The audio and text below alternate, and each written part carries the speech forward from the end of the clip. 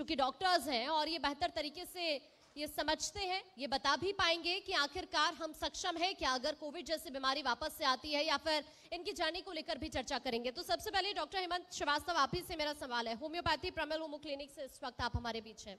आप अपनी journey share कीजिए लोगों से। प्रमिल होमो क्लिनिक के बारे में भी बताइए, इस नाम के बारे में बताइए, उसके बाद और सवाल मैं आपसे करूँ। सबसे पहले बहुत बहुत नमस्कार आप सभी लोगों को, और जी न्यूज़ को बहुत बहुत धन्यवाद कि आपने मतलब महाराज जिले को चुना और यहाँ अच्छा कार्यक्रम कर रहे हैं आप। और आपके माध्यम से लोगों तक जो बातें पहुँचेंगी, जो जनप्रतिनिधियों की बातें हैं और हम चिकित्सकों की जो बातें हैं, जो लोगों तक पहुँचेगी, इससे बहुत लाभ मिलेगा लोगों को। मैं करीब विगत 14 वर्षों से मैं यहाँ पे प्रैक्टिस कर रहा हूँ। मैं एमडी होम्योपैथ हूँ और कई सारे केसेस हमने देखे यहाँ पे। मैं तो यहाँ से जुड़ा हूँ, इसलिए मुझे यहाँ की बातें काफ़ी जानकारी है कि मैं यहाँ का रहने वाला भी हूँ। तो मेरा अनुभव जो अभी तक रहा है उसमें ज़्यादातर जो यहाँ बीमारियाँ हो रही हैं वो वाटर बोर्न डिजीज़ है, क्योंकि ये तराई बेल्ट है हमारा और तराई में वाटर बोर्न डिजीज़ ज़्यादा है। और ज़्यादातर जो मच्छर की वजह से होने वाली जो बीमारियाँ हैं उसकी वजह से हैं। पहले अस्पतालों में सुविधाएँ नहीं हुआ करती थी और मरीज बेवजह परेशान हुआ करता था और बहुत सारे मरीजों की डेथ भी हो जाया करती थी। अब स्थितियाँ बदली हैं और धीरे धीरे करके मतलब लोग सही हो रहे हैं। नई गवर्नमेंट की नई नई जो नीतियाँ हैं आ रही हैं और लोगों को काफ़ी लाभ भी पहुंच रहा है। तो इस तरह मतलब कार्य यहाँ पे हो रहा है। और मैं स्पेशली किडनी स्टोन, क्योंकि तराई बेल्ट में है तो यहाँ के लोगों को पथरी की समस्या ज़्यादा रहती है, तो मैं किडनी स्टोन देखता हूँ और मैंने इस पर एक वर्ल्ड रिकॉर्ड भी बनाया है, मेरा एक वर्ल्ड रिकॉर्ड भी है। तो मैं इस पर कार्य कर रहा हूँ और इस तरह मैं मतलब यहाँ पे देख रहा हूँ लोगों की जो स्थितियाँ हैं, जो लोगों को प्रॉब्लम्स हो रही हैं और जिस हिसाब से सरकार कार्य कर रही है। अभी तो बहुत अच्छे ढंग से कार्य हो रहा है, स्वास्थ्य सुविधाएं भी बहुत अच्छी आ गई हैं और मुझे आशा है कि आने वाली जो गवर्नमेंट होगी या आने वाली जो संभावनाएं हैं वो बेहतर बनेगी इससे। ठीक है डॉक्टर निशांत, आपसे भी मेरा सेम सवाल। आप अपनी जर्नी शेयर कीजिए लोगों से और diabetes and life care centre से आप मौजूद हैं हमारे बीच, इसके बारे में पहले तो जी न्यूज़ और जी न्यूज़ के दर्शकों को मेरा नमस्कार। मैं doctor Nishant Kumar, MBBS MD internal medicine gold medalist, और मैं member of American College of Physician से मैं नॉमिनेटेड भी हूं और मेंबर अमेरिकन डायबिटिक एसोसिएशन से मैं नॉमिनेटेड भी हूं। मैं 2017 में कहते हैं बिहार दरभंगा ज़िले से महाराजगंज यहाँ के एक बड़े निजी अस्पताल में head of department internal medicine and diabetes and critical care के से ज्वाइन किया था और वहाँ पे 4 साल सेवाएं देने के बाद मैंने खुद का एक हॉस्पिटल बनाया। और हमारा हॉस्पिटल बेसिकली क्रिटिकल केयर जैसे कि कोविड हो गया, निमोनिया हो गया, ब्रेन स्ट्रोक हो गया, हार्ट अटैक हो गया, advance diabetes, advance internal medicine, advance pulmonary medicine, इस पे डील करता है। और मेरे 8 साल का विशेषज्ञ है मेरे MD होने के बाद, और मैं ये लगातार सेवाएं, पहले बहुत दिक्कतें हुआ करती थी इस ज़िले में क्रिटिकल केयर की बीमारियों के लोगों को गोरखपुर जैसे बड़े जगह जाना पड़ता था, लेकिन महाराजगंज में मेरे आने के बाद मुझे लगता है और यहाँ के बड़े निजी अस्पताल जैसे कि KMC डिजिटल हॉस्पिटल जहाँ से क्रिटिकल केयर मैंने शुरू किया था, तो अब लोगों को जाने को गोरखपुर बहुत ही कम मिलता है। कहते हैं यहाँ पे सारी प्रकार की एडवांस डिजीज़ेज़, चाहे वो ICU केयर हो, चाहे वो कहते हैं न्यूरो केयर हो, सभी कुछ आज संभव है। तो ये इनिशिएटिव मैंने 2017 में महाराजगंज में स्टार्ट किया था और ये धीरे धीरे डेवलप कर रहा है। पहले महाराजगंज में एक ही ICU हुआ करता था जो यहाँ के सबसे बड़े निजी अस्पताल में मौजूद था। आज महाराजगंज में कम से कम 3-4 एडवांस ICU सेटअप है। तो ये डेवलपमेंट हुआ है इन 5 सालों में, जब से मैं यहाँ पे, इन 7 सालों में कहते हैं जब से यहाँ पे प्रैक्टिस कर रहा हूँ मैं। ठीक है डॉक्टर मोहम्मद नज़ीर अहमद, आप लाइफ केयर हॉस्पिटल के चेयरमैन हैं, आप प्लीज़ लाइफ केयर हॉस्पिटल के बारे में बताइए ज़रा। मैं डॉक्टर मोहम्मद नज़ीर अहमद, पहले तो थैंक यू कहना चाहूँगा जी मीडिया को। और मैं इसी डिस्ट्रिक्ट का पनियरा विधानसभा के एक बिल्कुल इंटीरियर ग्राम सभा जद्दू पिपरा का रहने वाला हूँ। और मैंने अपना MBBS कंप्लीट किया। मेरे छोटे भाई थे, वो MBBS कर रहे थे, पढ़ रहे थे, उस समय मैंने कंप्लीट किया। फिर मैंने जो है अपना हॉस्पिटल नौतनवा विधानसभा में लाइफ केयर हॉस्पिटल स्टार्ट किया 2014 में। चूँकि मैं बहुत ही रूरल से रहने वाला था, मैंने देखा था रूरल में क्या कंडीशन है, कैसे हैं, इसलिए मैंने रूरल से ही स्टार्ट किया। और आज नौतनवा विधानसभा से चेयरमैन साहब है हमारे, लोग सब लोग देखते हैं कि क्या कंडीशन है वहाँ पे। हम लोग 24 आवर सर्विस देते हैं और एक तरह से देखते हैं कि जो रूरल की कंडीशन है, पेशेंट का अवेयरनेस नहीं है, पहुँच नहीं पाता सही जगह, कुछ लोग किसी को इधर उधर ऐसे परेशान होता है, उससे काफ़ी निजात मिली है। और अभी हम लोग महाराजगंज में 100 बेड का हॉस्पिटल बना रहे हैं, जो पहले नहीं था, महाराजगंज में इस तरह का कुछ था नहीं। अभी हम 100 बेड का बना रहे हैं, जो इंशाल्लाह अगले साल स्टार्ट हो जाएगा हमारा। ठीक है डॉक्टर अहमद, क्या आपको नहीं लगता कि होम्योपैथी के प्रति लोगों का विश्वास थोड़ा कम हो रहा है, क्योंकि लोग चाहते हैं तुरंत रिजल्ट मिले, होम्योपैथी में धीरे धीरे चीजें प्रोसेस में रहती? मैडम देखिए, पहले जो स्थितियाँ हुआ करती थी पहले होम्योपैथिक में, पहले स्थितियाँ थी कि पहले जो रिपोर्ट से जो भी रिजल्ट्स मिलते थे वो स्लो मिलते थे। लेकिन अब जब से एडवांस होम्योपैथी आ गई है, हमारी मॉडर्न होम्योपैथी आ गई है, तब से ये चीज़ें बदली हैं। और काफ़ी हद तक, जैसे अभी आपने कोविड काल में भी देखा होगा, लोगों का काफ़ी फेथ बढ़ा है। और अच्छे लोग, अच्छे पेशेंट्स जो सर्जरी नहीं कराना चाहते हैं, वो लोग भी होम्योपैथी से जुड़े हैं और नॉन सर्जिकल ट्रीटमेंट हम लोग कर रहे हैं। स्पेशली हम लोग किडनी स्टोन वगैरह, बड़े बड़े ट्यूमर्स के, बड़ी बड़ी जो गांठें हैं जिनका सर्जरी से ऑपरेशन के द्वारा ठीक किया जाता था, वो सारे पेशेंट हमारे पास आते हैं। और मैक्सिमम पेशेंट का विदाउट सर्जरी हम लोग ट्रीटमेंट कर रहे हैं। और मुझे लगता है कि आने वाला जो टाइम है, लोग जो सर्जरी से बचना चाहते हैं, जिसके साइड इफेक्ट्स लोगों को काफ़ी मिल रहे हैं, वो साइड इफेक्ट से बचने के लिए होम्योपैथी की तरफ रुझान कर रहे हैं। और मुझे लगता है कि आने वाला जो समय है, इसका जो फ्यूचर है काफ़ी ब्राइट होगा। और जो हमारे पास, तो मैं डेली स्पेशली किडनी स्टोन देखता हूँ और इसमें मेरा वर्ल्ड रिकॉर्ड भी है, तो मेरे पास स्टोन के पेशेंट ज़्यादा हैं। और मैं डेली, मुझे लगता है कि एवरी डे मतलब 20-30 न्यू पेशेंट्स जो बड़े बड़े स्टोन, जो सर्जरी से डर के हमारे पास आते हैं, और मैं उनको ट्रीटमेंट करता हूँ और वो काफ़ी उनको फ़ायदा मिल रहा है, निकल रहे हैं उनका स्टोन्स। ठीक है डॉक्टर निशांत, आपने जिक्र किया 2017 के बाद से आप महाराजगंज के अंदर है, कितने चेंजेस आपने यहाँ पर फील किए 2017 के बाद से? 2022 के बाद भी अभी, चूंकि अभी भी बहुत सारे चेंजेस यहाँ पर आ रहे हैं, जो गवर्नमेंट हॉस्पिटल्स हैं उनकी भी मैं आपसे जानना चाहूँगी, क्या ऐसा है कि डॉक्टर्स की कमी है, या फिर अभी डेंगू के केसेस भी सामने आ रहे हैं, तो उसको लेकर आप क्या स्थिति अभी देख रहे हैं महाराजगंज की? मुझे लगता है कि बहुत ज़्यादा फ़र्क आया है 2017 से। पहले हमारे पास कहते हैं कोविड से लड़ने के लिए एक ही अस्पताल था, बहुत सारे अस्पताल हैं जहाँ पे ICU backup with proper oxygenation, with oxygen plants, ये सारे अवेलेबल होते जा रहे हैं। जहाँ तक एडवांसमेंट की बात है, तो पहले यहाँ पे क्रिटिकल केयर जैसी बीमारियों का कोई इलाज ही नहीं हुआ करता था। Forget neurology, forget cardiology, gastroenterology या पल्मोनरी मेडिसिन, ये सब चीज़ें यहाँ एग्जिस्ट ही नहीं करती थी। लेकिन 2017 के आने के बाद advance general internal medicine, critical care, ये सारी चीज़ें मिलने लगी हैं।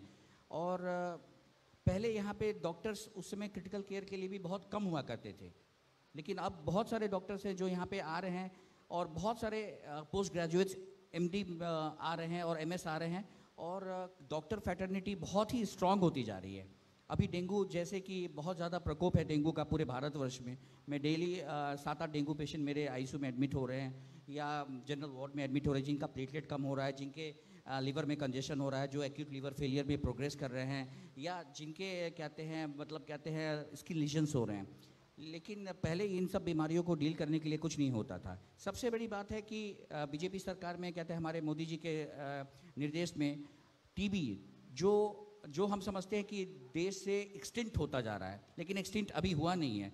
लेकिन मोदी सरकार के आने से हमें कहते हैं जो टीबी की प्रमुख जांचें होती हैं, जो महंगी जांचें होती हैं, जो एक प्राइवेट डॉक्टर लिख के टीबी का डायग्नोसिस करना चाहता है, क्योंकि TB is a progressive disease, इसमें मृत्यु हो सकती है अगर सही टाइम पे रेस्पिरेटरी फेलियर हो सकता है, जिसके कारण पेशेंट की मृत्यु हो जाती है। अब सीबी नेट जैसी टेस्ट, जो कि पॉसिबल नहीं था, एक टाइम था कि एक सीबी नेट टेस्ट कराने के लिए 4,000 रुपये देने पड़ते थे, बट अब ये फ्री होता है महाराजगंज में। हमारे कहते हैं महाराजगंज में अभी महिला अस्पताल में जहाँ पे कोविड वार्ड बनाया गया है, सरकार ने कहते हैं वहाँ पे कोविड की भी सक्सेसफुल ट्रीटमेंट होती है। प्राइवेट में जो मेरा सेटअप हो या कोई और सेटअप हो, बड़ा सेटअप हो, वहाँ तो हो ही रहा है, लेकिन ये सारी पॉसिबिलिटीज़ पहले नहीं थी। दूसरी बात मुझे लगता है कि अब हमें कहते हैं ये क्वैकरी सबसे बड़ी क्वैक्स प्रॉब्लम क्या है, इस तराई एरिया में, इस पिछड़े हुए एरिया में लोग एक एमडी तक पहुंच नहीं पाते। मैं एमडी मेडिसिन हूँ, मैं कहते हैं क्रिटिकल बीमारियां देखता हूँ, बट वो वहाँ तक पहुँच नहीं पा रहे हैं। रास्ते में क्वैक देख रहे हैं, फार्मेसी स्टोर वाले देख रहे हैं, कोई भी देख ले रहा है। कहते हैं जब पेशेंट सीरियस हो जा रहा है, जब वो मल्टी ऑर्गन फेलियर में जा रहा है, तब वो एक एमडी के पास लैंड अप कर रहा है। उस टाइम में prognosis is very bad. But धीरे धीरे डीएम साहब के आने के बाद या इस सरकार में कहते हैं क्वैकरी पे स्ट्रिक्ट कंट्रोल किया गया है। ये सबसे अच्छी बात है कि पेशेंट सही टाइम पे पहुंचने लगे हैं और बेहतर स्वास्थ्य की सेवाओं पे उपलब्धि उनको होने लगी है। धीरे धीरे जागरूकता आ रही है लोगों के अंदर। डॉक्टर मोहम्मद नसीर, चूंकि अभी जैसा कि उन्होंने भी जिक्र किया कि उनके हॉस्पिटल में डेली 8 से 10 पेशेंट्स डेंगू के पहुंच रहे हैं, केसेस लगातार बढ़ रहे हैं, ऐसे में आप कुछ सजेस्ट करेंगे लोगों को, आप कुछ अपील करना चाहेंगे कि ये चीजें नहीं करिए महाराजगंज के लोगों से, या फिर ये चीजें नहीं करिए, साफ सफाई जरूरी है बहुत ज्यादा?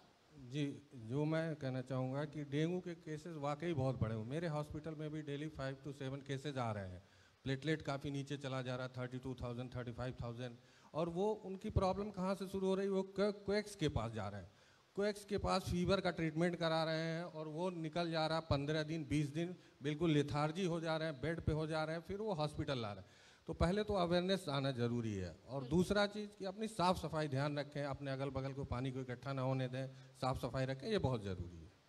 ठीक है डॉक्टर हेमंत, अभी होम्योपैथी का आपने जिक्र किया कि धीरे धीरे जागरूकता लोगों के अंदर होम्योपैथी के प्रति भी आ रही है, कोई मैसेज आप शेयर करना चाहेंगे लोगों से होम्योपैथी को लेकर?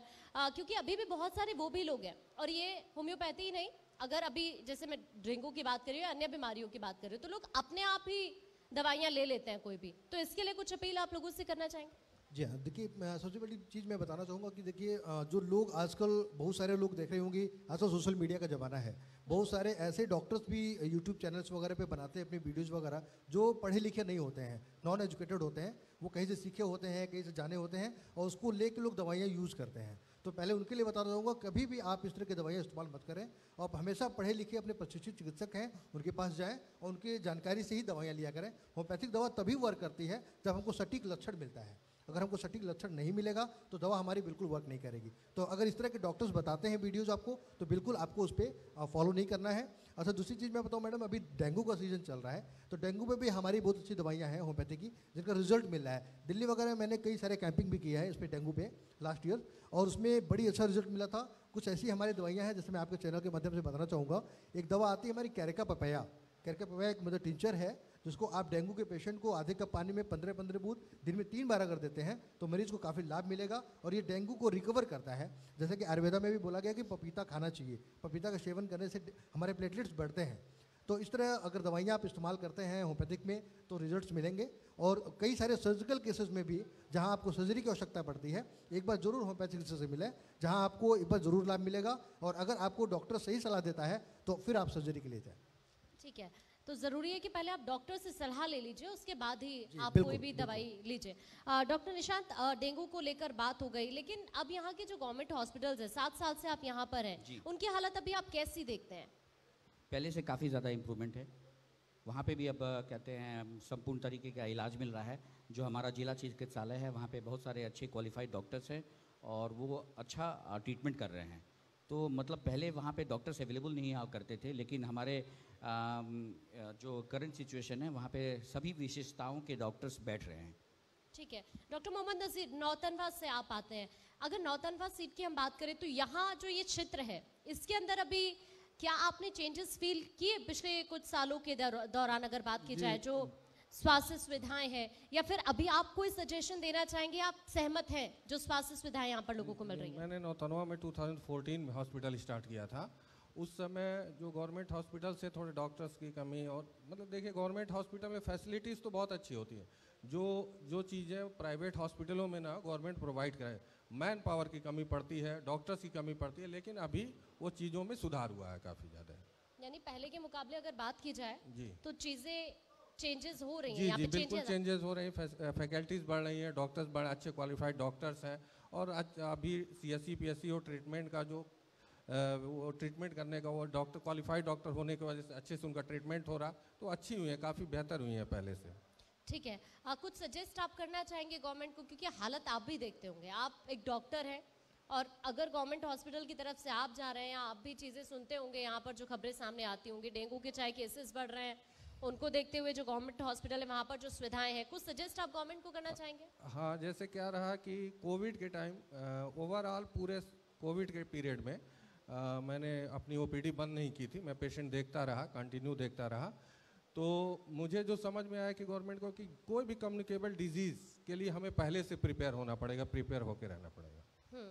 कोरोना जैसा फेज अगर आता है तो जरूरी है कि अभी जी। प्रिपेयर हो। डॉक्टर निशांत, आपसे मैं जानना चाहूंगी, कोविड का फेज आपने भी देखा और उस वक्त आप महाराजगंज के अंदर ही थे, कोई चैलेंज ऐसा रहा जिसे आप शेयर करना चाहें लोगों के सामने? बिल्कुल, मैंने ऑलमोस्ट कहते हैं 2 महीने में 400 से 500 मरीज देखे होंगे कोविड के with advance. Covid basically is a viral pneumonitis, ये एक वायरल निमोनिया है, लेकिन इसमें प्रोग्नोसिस भी अच्छा है अगर आप टाइम पे पहुंच जाते हैं डॉक्टर के पास। ये वायरल निमोनाइटिस रेस्पिरेटरी फेलियर तब प्रोग्रेस कर जाता है जब इसको एक मामूली बुखार समझ के इग्नोर किया जाता है। और मुझे ये लगता है कि हमारे गवर्नमेंट ने जो फर्स्ट फेज़ कोविड देखने के बाद जो सेकेंड फेज़ आया, उसमें मोर्टेलिटी बाकी कंट्रीज़ के मुकाबले इंडिया में कम हुई। इसका श्रेय गवर्नमेंट को ही जाता है, क्योंकि उन्होंने ये इनिशिएटिव गवर्नमेंट ने ही लिया कि हर एक जगह हर एक डिस्ट्रिक्ट में ऑक्सीजन प्लांट होना चाहिए, क्योंकि कोविड का जो मेन स्टे ऑफ ट्रीटमेंट है वो है ऑक्सीजनेशन विद सपोर्टिव ट्रीटमेंट। जब हम कोविड से मेरा जो एडवांस क्रिटिकल केयर प्रैक्टिस करने का जो मेरा नज़रिया है, कोविड में मैंने बहुत सारे पेशेंटों की जान बचाई। बट अगर हमें ऑक्सीजन का सपोर्ट इनिशियल फेजेस में ज़्यादा मिल जाता तो हम और लाइफ सेविंग कर पाते। तो धीरे धीरे ये सारी जागरूकता हुई, ऑक्सीजन प्लांटेशन बढ़ा, कहते हैं हमारे यहाँ आईसीयू के बेड्स बढ़े, हर जिला चिकित्सालय में कोविड वार्ड बने। तो आने वाले समय में अगर हम कोविड फेज़ 3 या फेज़ 4 कभी देखते हैं, या जो भी वेरिएंट में म्यूटेशंस आते हैं और हम लोग कहते हैं उसको एनकाउंटर करते हैं, तो फिर हम वेल प्रिपेयर्ड हैं। ठीक है डॉक्टर अहमद, अभी भी क्योंकि कुछ लोग, बहुत सारे यहाँ पर भी लोग जो मौजूद हैं उनमें से फीवर हो जाता है तो इग्नोर कर देते हैं, कोल्ड हो गया तो इग्नोर कर देते हैं, अभी डेंगू भी चल रहा है, लोग थोड़ा इग्नोर करते हैं कि डॉक्टर के पास जाने के बजाय हम खुद से ही मेडिसिन ले लें तो हम ठीक हो जाएंगे। अभी डेंगू के कई सारे ऐसे केसेस सामने आए जहां पर लापरवाही की गई लोगों की तरफ से और उनकी मौत भी हो गई है। तो क्या आपको नहीं लगता कि अभी भी लोगों के अंदर लापरवाही जरूर है इसको लेकर? नहीं, बिल्कुल, आप बिल्कुल सही बोल रही हैं। देखिए, अभी लापरवाही तो बहुत ज़्यादा है, क्योंकि अभी भी गांव देहातों में अगर फीवर होता है तो लोग सीधे जाते हैं, किसी भी देसी इलाज कर लेते हैं अपना, कि मुझे आराम मिल जाए मुझे। क्योंकि अभी भी हम लोग जो महाराजगंज बेल्ट है, ज़्यादातर एरिया जंगल एरिया पड़ता है। अभी भी बहुत सारे लोग जो अनपढ़ हैं, पढ़े लिखे नहीं हैं, और बहुत लोगों को सुविधाएं नहीं, लोग जंगली इलाज भी करते हैं। तो मैं उन लोगों को तक ये अपनी मैसेज पहुंचाऊंगा कि कभी भी इस तरह के लक्षण लगते हैं, अगर बुखार आपको लंबा लग रहा है, आपको जॉइंट्स पेन हो रहे हैं, या फिर आपको कमजोरी सी लग रही है या सुस्ती सी लग रही है, तो आप अपने नज़दीकी प्रशिक्षित चिकित्सक के बजाय और उनसे जाके अपनी चीज़ें बतावें। डॉक्टर आपको सही सलाह देगा, सही टेस्ट कराएगा। क्योंकि डेंगू अगर में मैक्सिमम प्लेटलेट्स डाउन होते हैं, और अचानक से प्लेटलेट बहुत ज़्यादा कम हो गया तो बहुत दिक्कत होगी। और जैसा कि अभी हमारे डॉक्टर साहब ने बताया, डॉक्टर निशांत ने, कि जो हमारे कोविड काल में जो निमोनिया की प्रॉब्लम्स हुई, लोगों को जानकारी नहीं हुई कि मतलब ये क्या चीज़ है, तो ये एक्चुअली निमोनिया की तरह सिम्टम्स हुए और लोग लक्षण को जान के अपने इलाज कराए और लोगों को फ़ायदा हुआ। इस तरह के डेंगू के लक्षण आपको लगते हैं या सिम्टम्स लगते हैं, थकान लगता है, या फिर लगता है कि हाँ मुझे फीवर है, लॉन्ग टाइम से जॉइंट्स पेन हो रहे हैं, तो आप अपने चिकित्सक से मिलें और चिकित्सक से मिलकर इसका लें तो आपको ज़्यादा फायदा मिलेगा। ठीक है डॉक्टर निशांत, आप कुछ सजेस्ट करना चाहेंगे, क्योंकि अभी वेदर भी चेंज हो रहा है, बीमारियों का खतरा और ज़्यादा बढ़ रहा है, ऐसे में कोई सजेशन आप लोगों को देना चाहेंगे? मैम, वेदर चेंज हो रहा है और रेस्पिरेटरी इन्फेक्शंस बढ़ते जा रहे हैं, जैसे allergy rhinitis, allergy bronchorhinitis, allergy bronchospasm, ऐसी बीमारियों का प्रकोप बढ़ता जा रहा है। ऐसे में मेरे ये सलाह रहेगी पेशेंटों को कि आप कोल्ड आइटम्स के इंटेक कम करें और प्रॉपर क्लोथिंग्स पहने रातों को, ताकि आपको कहते हैं ठंड ना लगे। और ठंड लगने से ही जो ये एलर्जिक ब्रोंकोस्पाज्म या राइनाइटिस हो रहा है, या आपको किसी प्रकार की एलर्जिक मैनिफेस्टेशंस हो रही, वो इस टाइम पे पीक होती हैं। खास करके एस्थमेटिक पेशेंट्सों के लिए मेरी ये सलाह रहेगी, एस्थमेटिक पेशेंट्स, COPD पेशेंट्स, उन पेशेंटों के लिए मेरी ये सलाह रहेगी वो अपनी मेडिसिन रेगुलर लें। और कार्डियक एंड रेस्पिरेटरी पेशेंट्स अपना बहुत ज़्यादा ध्यान रखें, रेगुलर फिजिशियन के गाइडेंस में रहें। सबसे बड़ी प्रॉब्लम क्या है महाराजगंज और इस तरह के जगह पे, जो मैंने इन 7 सालों में इनकाउंटर किया, वो है इकनॉमी। यहाँ की जनता फिनेंशियल क्राइसिस से जूझती है। यहाँ पे क्वैकरी फ्लरिश करने का क्या रीज़न है? ये है मेन रीज़न। यहाँ पे क्वैकरी फ्लरिश करने का जो रीज़न है वो है फिनेंशियल प्रॉब्लम। लोग सोचते हैं कि डॉक्टर के पास जाएंगे, एक बड़े MD के पास जाएंगे, 5 घंटा वेट करना पड़ेगा उसके नंबर आने का, उसके बाद वो 3000 की जांच लिखेगा और डायग्नोसिस बना के फिर दवा करेगा। लेकिन मैं किसी क्वैक के पास चले जाऊं या ओवर द काउंटर मेरे मेडिसिन ले लूं तो शायद मुझे रिलीफ मिल जाए, क्योंकि इसमें पैसे नहीं बचेंगे, मेरा टाइम बचेगा। That is the main reason. कहते हैं क्वैकरी फ्लरिश हो रही है, बट इस सरकार में और खास करके DM साहब के आने के बाद कहते हैं क्वैकरी पे बहुत ही ज़्यादा रोकथाम हुई है। ठीक।